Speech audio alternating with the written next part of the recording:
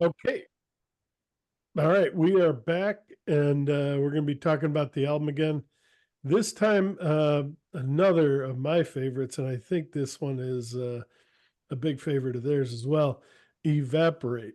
Starts off as a slow moving song, but it definitely packs a punch. And let's see what is the meaning of it. I mean, I had my interpretation, but I think I might be off. Go ahead. Um, did you put your interpretation in the thing? Because I'm trying to remember what you said. In the review, yeah. Yeah, you did. I feel like I really liked it. Um, All right. my memory is being this Well, song I is basically said you were rejecting someone and their ways of life um, before change occurred. And then at yeah. the end, I said, only Amy knows. So here we are. That's right. Let's I find out. remember now. That was cute.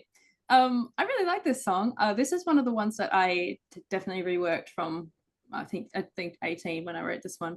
I liked the idea of, the evaporate was basically the idea that I had in my head of making somebody go away, you know?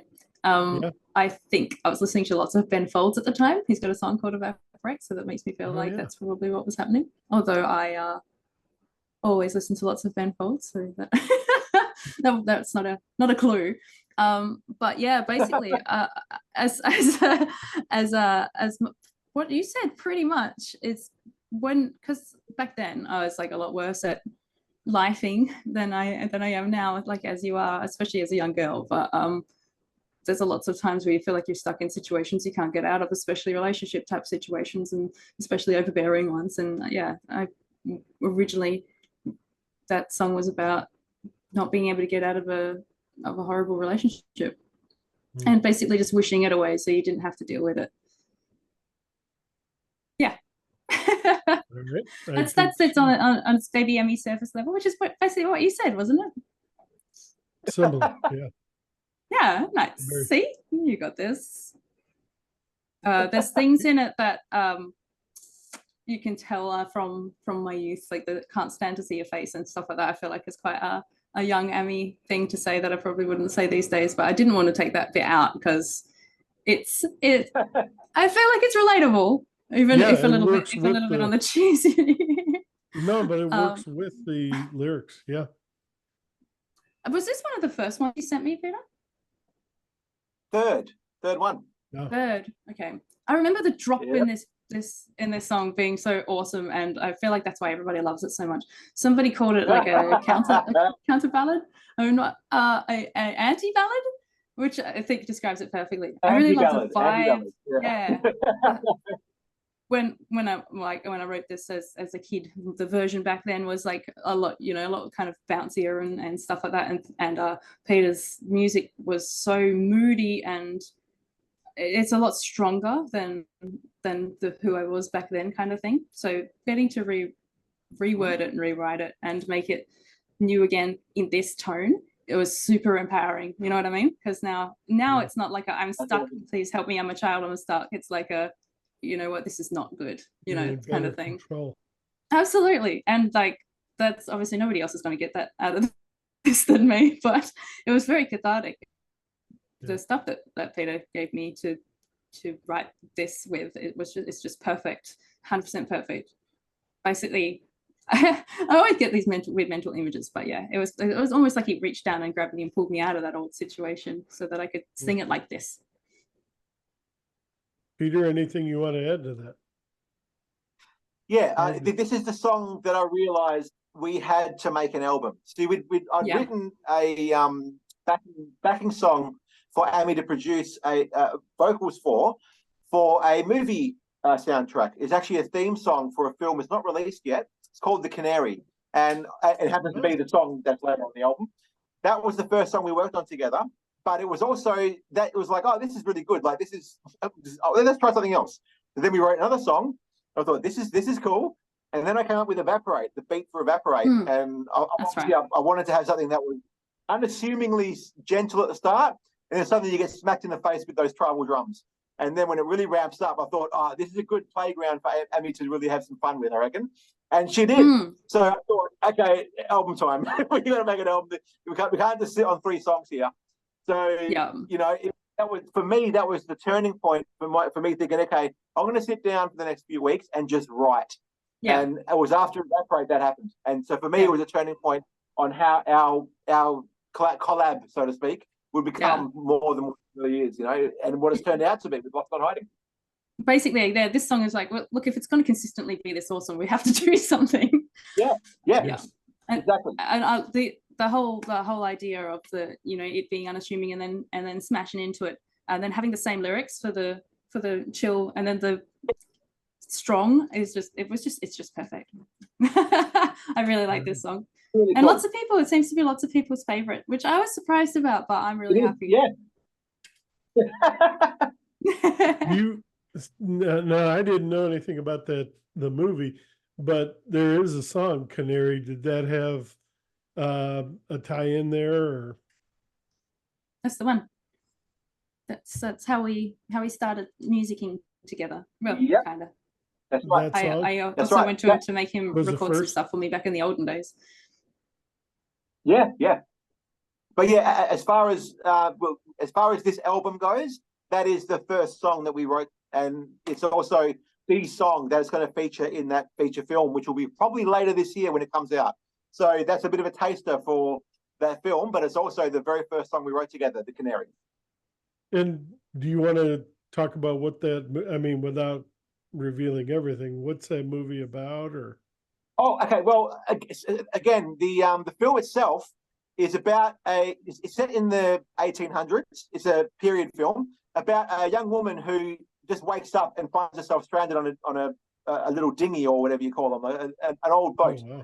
But just a little one, and she's also got a canary in a cage. So it's just her and this canary. That's how the film starts, and it takes you on a journey onto how she ended up there. So it shows her survival from that point onwards, but then it flashes back to how she ended up in that situation. So that's the idea behind the film.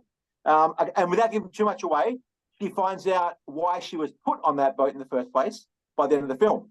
And it was very much period appropriate, or rather period relevant, as to why she was put on that boat. So that'll come out end of this year. But essentially the song lyrics, if you listen to it, gives a bit of hints as to what goes on, but that is essentially the theme song for the movie. And that's why we sort of structured it the way we did. A nice gentle piano at the start with some cello, and then it builds and builds and goes into that almost hip-hop vibe at the end, to give it that modern vibe, which is what the filmmaker wanted. So it's just one of those songs that was a fun one to put together, because I was using, again, I was a cinematographer for that film. I was putting together the visuals in my head before I wrote the song, which helped a lot. So that's where that came from. Well, when that does come out, or before it comes out, please pop me an email, Facebook post, something, and I'll announce it, and I'll. Yep. Yeah, I don't know if it'll show over here, but I would definitely try to go. I think she wants to go to distribution. I'm a history. So yes, possibly. I'm a history buff, so I love. Oh, great! That's anything great. That has some kind of real historical. Oh, excellent! Nice one. Yeah. So yeah, definitely, I'm interested.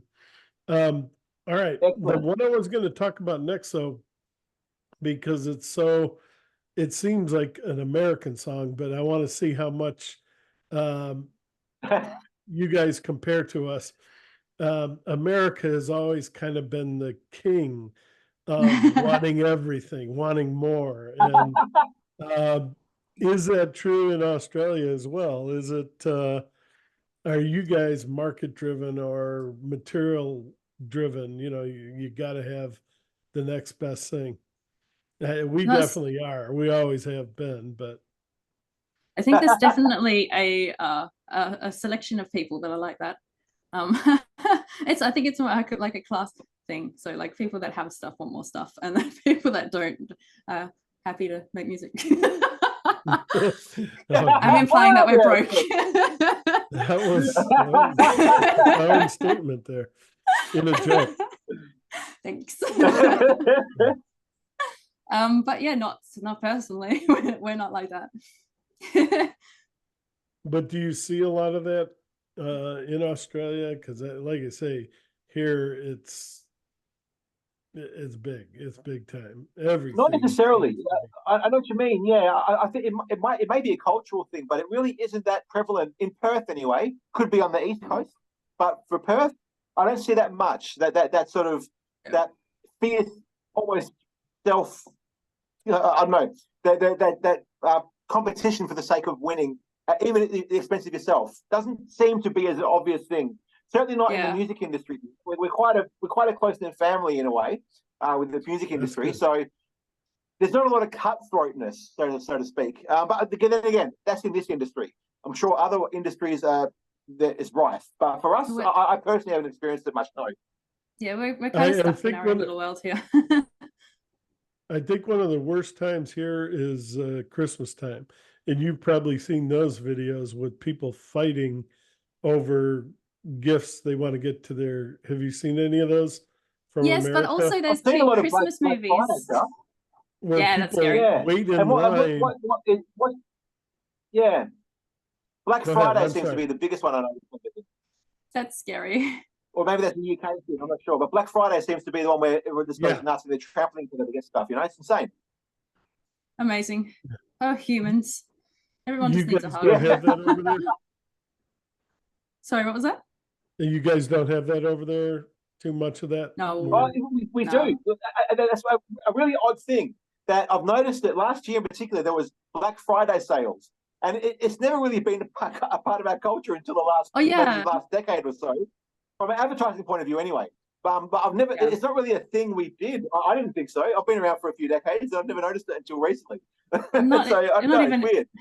People don't all decorate and like, there's not like a lot of Christmas culture, I don't think. Like everyone does Christmas, but you know, they don't go like it looks like they do in America. But it means we don't get not all of us. I've never gotten into any fights over this stuff. But I think people tend to see these things on TV and they think, oh my God, everyone over there is like that. And it's like, no. Yeah, I'm scared of drive-bys. Yeah. It's not, again, that doesn't happen everywhere. Doesn't happen all the time. Every day. But you do see it on TV a lot. You're right. You're absolutely right. Okay. The title, just the minute I saw the title, I was like, I can't wait to find out what this one's about. I know what's coming. You all know what's coming. Yeah. The Fluffy Little Rats. Tell us about them. Because a lot of people are going to, like I did, misinterpret it just from that. And I don't know if you've ever heard the song, but Pearl Jam wrote a song called Rats at one time. And it did the same thing to me. When I saw that on the album, I was like, what in the heck is he going to get into here? And it's similar, but go ahead. I'll let you guys talk about your song. I heard the music and wanted to write it. I don't actually remember how. So it might have been one of those things that I just heard the music and started writing it. It's definitely about being stuck in the rat race. But I don't know why I put the laughing clown thing in there and and all that stuff. And basically it was just like the overlord person, you know, like money is the god in this situation, I guess. But that's kind of segued nice from your last thing you were saying, doesn't it? Yeah, don't remember too much more about what went into this. It was just fun. I think I just had fun with it. Yeah, and I suppose musically, this one here, if Hey You Over and Over was the easiest one to write, this one here was that took the most time, the most amount of edits. I think I had Fluffy Little Rats edit 12 by the time I got it to Ammy. So there's so many versions of the music before I was happy with it. But I wanted to make this idea of this machine that's sort of groaning and then turns into this weird song that is very, I don't know, menacing, but also a bit sort of weirdly sweet. Like with the opening, you can hear almost the 1920s vibe with the string section and the box. And all of a sudden, it's got this weird mechanical electronic vibe behind it. So for me, it was like this sort of machine, the machine that was alive and was traipsing through, just consuming whatever it wanted to. And I guess that's why when the lyrics came along, again, one of those weird sort of things that that I could tell Amy had written something about that sort of vibe, almost had a cultish vibe, you know, chase the dollar, chase the money, chase the and it just you just flatten everything, you know, raise everything to the ground to get there. So this one here was a very, and obviously as you can hear, it's the most electronic driven song in the album. Very much by yeah, and that's right. And the visuals, wait till you see the video of this one. We're gonna have some cool stuff, but one of the things is we're bringing back the guitar. Oh wow. Guitars are cool. Stay somewhere. Yeah.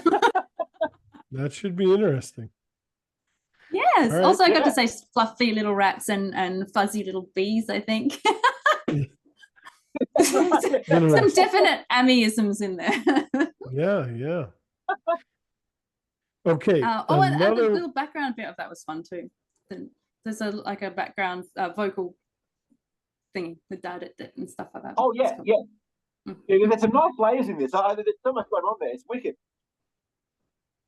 Sorry, continue. Oh no, I was just gonna say, if you get a chance, just listen to that Pearl Jam song. It'll we'll check it out for sure. It'll knock you off your feet. You're like completely unexpected, especially if you know them as well as we know here in Seattle. Okay, involuntary celibate. This thing. Again, I saw that title and I was like, what? And it makes no, but her lyrics make perfect sense. Yeah, if you're gonna be as narcissistic as that, you deserve to be. But that's what I got out of it. But you go ahead. Incel's like an insulty term for men who expect women to do things for them without them having to put in any effort or be nice to them, you know, kind of like, why won't this woman go out with me? She sucks. That's like a very insulty thing to do. And for me and probably every other woman in the whole world, you get accosted by those kind of people often. I do think it's getting better, but there are a lot of times when men especially get annoyed with you for not being with them or not being as affectionate with them or whatever that you want them to. And for a long time, the culture has been that it is the woman's bad, you know, you're supposed to be nice to them and be helpful and be valuable to men. Like, it's been like that for a really long time, as sad as that sounds.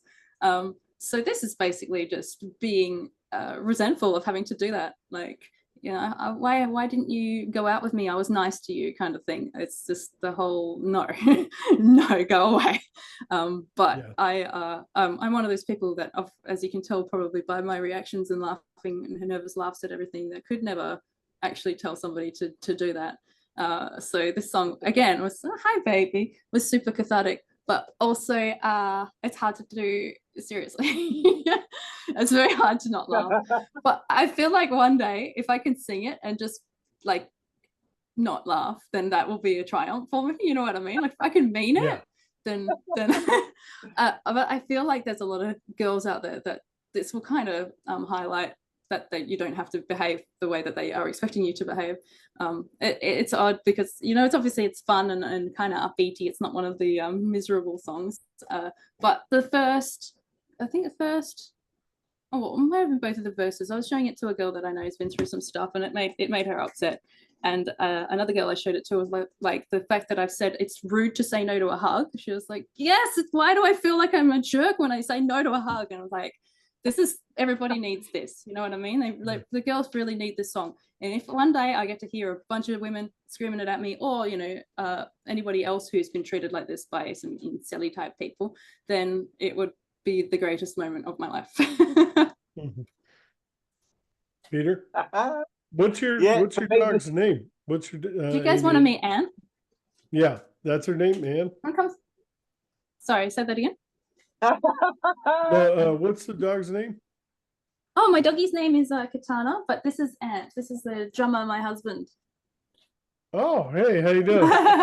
That's why there's a dog now. He's come home. Right. Sorry, continue. Well, good to meet you. Yeah. Good to meet you.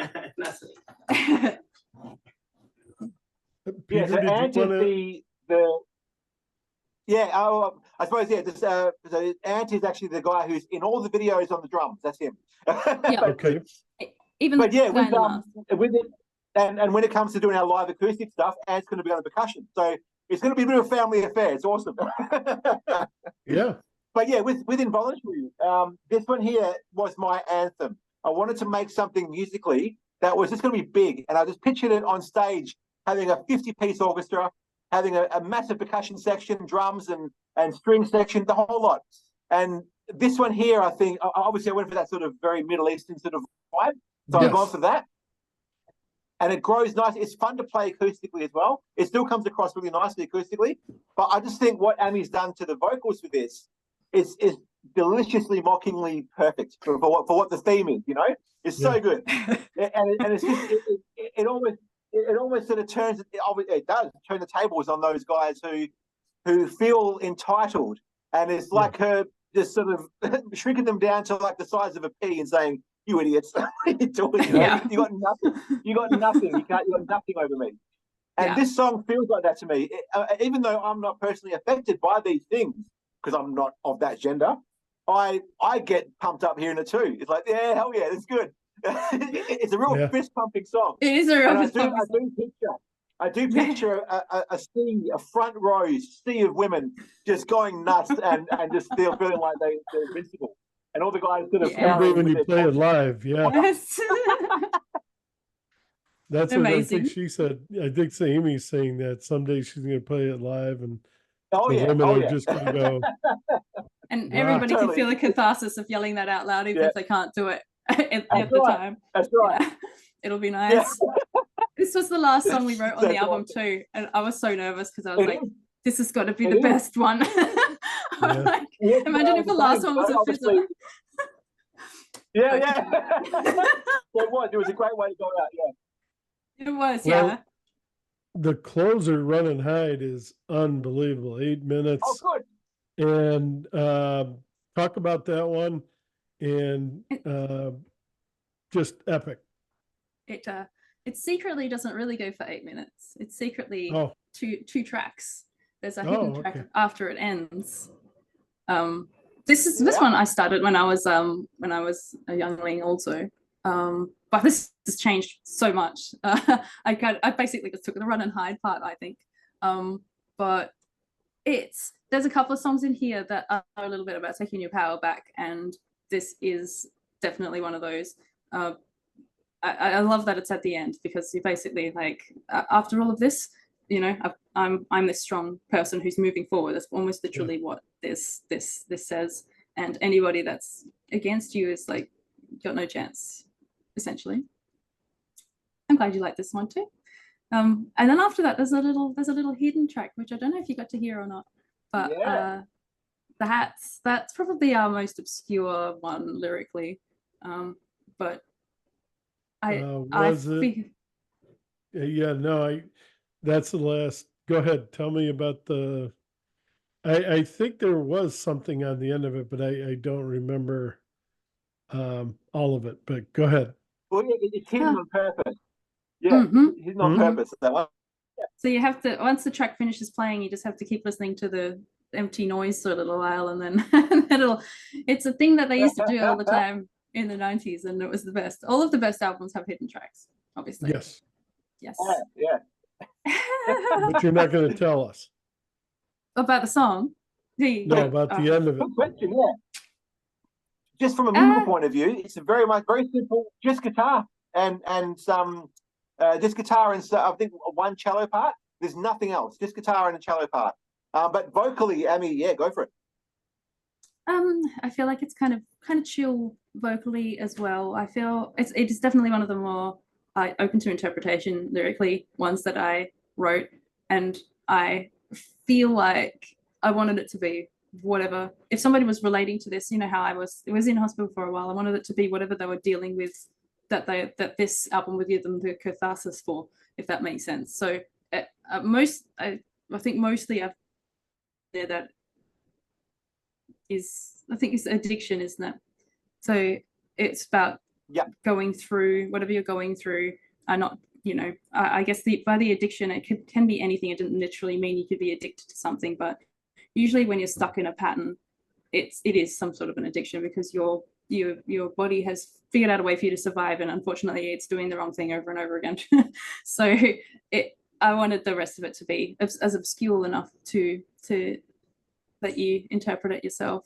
Basically, there's a piece of yourself that has gone, essentially. I think, and if you need to give that up, then you need to give it up. Let me ask you this. There's a couple of songs that we didn't cover, but do you want to talk about any of those, or is there anything else we didn't? Oh, we didn't cover a new album. Are you working on a new album, or? Yeah, we are. Yeah, in fact, we're well, from my end, I'm about 5 songs in. So we've got 5 songs ready to go, and Amy's going to work her magic on the vocals for those. I haven't given her one of them. That's still a half-done one, but there's 5 produced songs essentially. So that's almost, yeah, that's just over a third of the way to go for this next album, which is not bad considering the first album isn't released yet. So Not out yet. Yeah. I'm excited about it already, though. That is really fast. So what do you think, next year or 26? Oh, easily next year. It's done in probably this year. Yeah. We're also going to do some acoustic versions of the songs, which are pretty. Oh, yeah. Yep. Oh, yeah. Okay. So we're going to release an acoustic album. What we're talking about is, once our official album is released, this first one, Lost Not Hiding, we want to release the exact same album, but the entire thing is acoustic, as in just me on guitar and on the percussion and Amy's voice. That's it, but of the whole album. So that's the next plan, is we're going to release that Lost Not Hiding acoustic, the whole thing. That would be cool. Yeah, it's pretty. Not many people do that. I mean, you had the acoustic shows like Nirvana and Pearl Jam did those acoustic shows back in the 90s, but they didn't release an album that way. So yeah, I think that'd be very cool. And it's still technically a studio album, but it's just an acoustic version, song for song. So we thought it'd be cool. We want to try and do things a bit different to what other bands do, I guess, and also just try to make it a bit more unique to what because this it's a band, I suppose, but we want to do a bit more creative stuff, because obviously our visuals are very important, but also a few Easter eggs here and there. We like, there's a lot of fun things that we're doing with this, not just making songs and releasing them and there you go, leave it. We're trying to have some fun with it and keep things fresh and keep them new. It's one of those things where I feel like I've spent 20 odd years in the music industry building up to this moment, it feels like, and really using all the skills I have into this project. It's really the culmination of my work. If I'm going to have a legacy, it's going to be in Ammify, I feel. Excellent. Good to hear. That's awesome. Anything else? Anything else you guys want to add? We're coming up on that 6-minute mark. For me, I'm all good. I think we've covered everything. It's just been amazing to give so much detail. So thank you for the opportunity. Thank you. That's awesome. I mean, sometimes you really got to pull things out of people, but I didn't have to with you guys. You guys are. I don't know. Later on, I'll go, oh, I should have said this. Well, go ahead. No. Once I think about it, I'll write to you and be like, hey, when I said stuff. And also I can go overthink it and regret everything. While we're at it, I want to say one other thing. If with the review, I put a lot of YouTubes and website addresses and things like that, pictures. And if you guys want more or different pictures, or, I missed a lot of times, I end up going to Facebook if the band doesn't send me a lot of pictures. But if there's something you're missing, send that to me, email it to me, and I will include it with this. I'm going to try to have it done. I'll have it done tonight, but if you guys want to add some things, send them to me. I can put them on. I don't think I can think of, because you basically got everything. The only thing I can think of is recently Ammy's put together our official website, which is ammifymusic.com. So you may not have that yet, I'm assuming, because that's only new. So that's probably all I can think of. But have you anything else you can think of, or just that? Yeah. Okay. Yeah. So our official website is. So now we're an official band. We've got a website. Yeah, it's real now. That's good. anything else you guys want to talk about? Any of the other songs that we passed up? Oh no, There weren't we many. covered the Canary. So really, all we didn't really cover was Ready, Set, Let Go, which again is the theme of the song. It marries up to everything else we've talked about. So I think the idea behind this album, Lost Not Hiding, is it's a mental health journey. It's very much finding the truth within yourself, not externally, and being honest with yourself about what that means and what you need to do to make your life better. So it's a sad sounding album, but there's hope at the end of it. Yeah. Yes, there is. It's yes. a necessary sad. Yeah. Yep. Definitely a Yep. journey. All right. Well, definitely want to thank you guys for a long evening or daytime, I guess, over there, afternoon. But thank you very much for taking the time to talk with us today, Amy and Peter. It's been fantastic. It's been a lot of fun for me. Like I say, you guys are Thanks so much. communicative, and thank you very much for that. And thank you for sending me this album, taking a chance. That's one of the things that always amazes me is, I'm not this huge record label or anything like that. And I'm like, are they ever going to send the album to me? Are they ever going to do the interview? And people keep showing up, and it's like, thank you, thank you, thank you. Well, thank you for providing the I hope platform. I'm helping you. Yeah, I hope absolutely. I'm It's two-way helping street. you.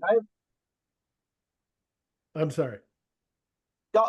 You totally are. I was going to say it's a two-way street. We're getting so much benefit from just anyone caring about our album as much as we do. It's amazing to us. Yeah. So It's thank you. absolutely incredible. Yeah, thank you so much. No, you're more than welcome. All right. Well, I'm going to go ahead and I'll stop the recording, and then we'll talk after. But thank you again, both Great Amy and stuff. Peter. Thank you. And let me. No worries. Thank you very much. All right.